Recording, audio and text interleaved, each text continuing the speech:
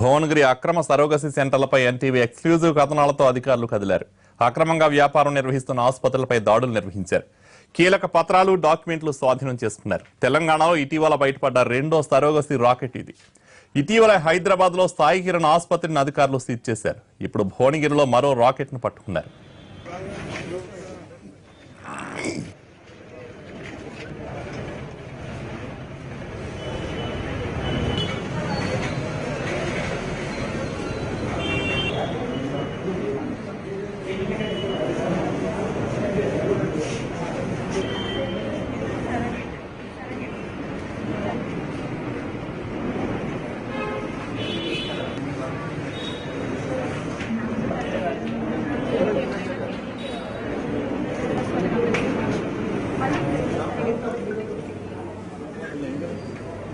పిల్లలు లేని తల్లుల కోసం గర్భాలను అద్దెకిచ్చి అమ్మతనాన్ని అమ్మేస్తున్న ఆసుపత్రిపై ఎన్టీవీ ఎక్స్క్లూజివ్ కథనం ప్రసారం చేసింది. భువనగిరి పట్టణ కేంద్రంలోని హాస్పిటల్ నిర్వహిస్తున్న ఈ సరోగసి సెంటర్లో వందల సంఖ్యలో మహిళలు ఉన్నట్లు ఎన్టీవీ టీం నిఘాలో బయటపెట్టింది. ఎన్టీవీ ఇన్వెస్టిగేషన్ టీంకు చిక్కిన ఈ సరోగసి సెంటర్కు 4 బిల్డింగ్లు ఉన్నాయి. ఇందులోని మహిళల్ని కలవాలన్నా, వారు బయటకు రావాలన్నా మెయిన్ రోడ్డుపై ఉన్న హాస్పిటల్ స్టాఫ్ పర్మిషన్ కావాల్సిందే.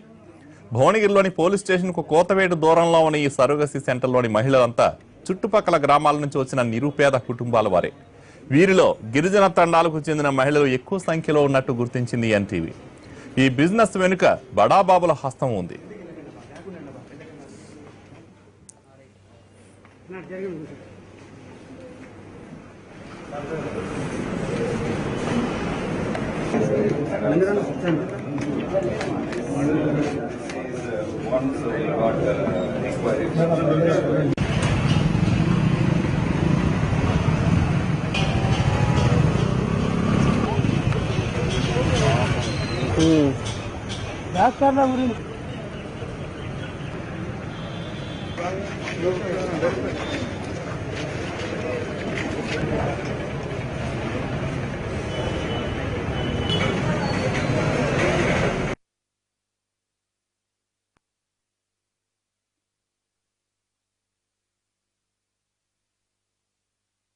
గర్భిణీలు ఉన్న రూమ్స్, హౌజెస్ విజిట్ చేయడం జరిగింది. ప్రస్తుతం ఏంటంటే వాళ్ళతో మాట్లాడడం కూడా జరిగింది. వాళ్ళు ఏంటంటే ఈ సరోగసి మనం ఇప్పుడు అనుకున్నట్టు ఏంది కృత్రిమ గర్భధానకు ఉద్దేశపూర్వక ఎవరైనా బలవంతంగా తీసుకొచ్చారా, లేకపోతే మీకు ఏంటి అంటే వాళ్ళు మేము వచ్చామని చెప్తున్నారు.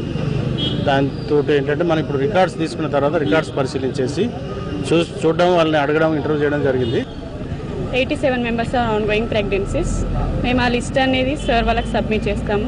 You can enquire to source not out of states. Telangana, mostly from Telangana peoples ఉన్నారు, హైదరాబాద్ పీపుల్స్ ఉన్నారు, and also from Andhra side ఉన్నారు, like Rajahmundry, Vijayawada, Vizag, Dhavaleswaram, different places. ఇక్కడ ఉన్నటువంటి ఫెర్టిలిటీ సెంటరు, అక్కడ ఉన్నటువంటి హాస్టల్ వేరంటున్నారు. ఇది నిబంధనలకు అనుగుణంగా ఉందా? హాస్టల్ మెయింటెనెన్స్ కానీ ఇంకోటి కానీ ఫెర్టిలిటీ సెంటర్స్ మెయింటైన్ చేసేటప్పుడు ఆ ఏఆర్టీ సెంటర్స్ అయితే ఏఆర్టీ లైసెన్స్ కానీ ఇంకో దాని నిబంధనల ప్రకారంగా వాళ్ళ స్థితిగతులు ఏ రకంగా ఉన్నాయి, కుటుంబ సభ్యులకు ఆల్రెడీ సమాచారం ఉందా, వీళ్ళ పైన ఏ రకమైన ఒత్తిడితోటి ఇక్కడికి రావడం, ఎక్కడి నుంచి ఒత్తిడి ఎవరైనా కావచ్చు, ఏదైనా ఒత్తిడితోటి ఇక్కడ వచ్చారా, లేకపోతే వాళ్ళు తెలుసుకునే వాళ్ళు ఏ పని గురించి ఇక్కడికి వస్తున్నారో తెలుసుకొని రావడం జరిగింది. ఇట్లాంటి విషయాలను వాళ్ళను అడిగి తెలుసుకోవడం జరిగింది. దీని తర్వాత డీటెయిల్ ఎంక్వైరీ స్థాయిలో ఇప్పుడు వీరు చెప్పేటువంటి సమాచారం, రికార్డులో ఉన్నటువంటి సమాచారం రెండింటినీ కూడా పరిశీలించిన తర్వాత టెక్నికల్ డీవియేషన్స్ ఏమైనా ఉన్నాయనేది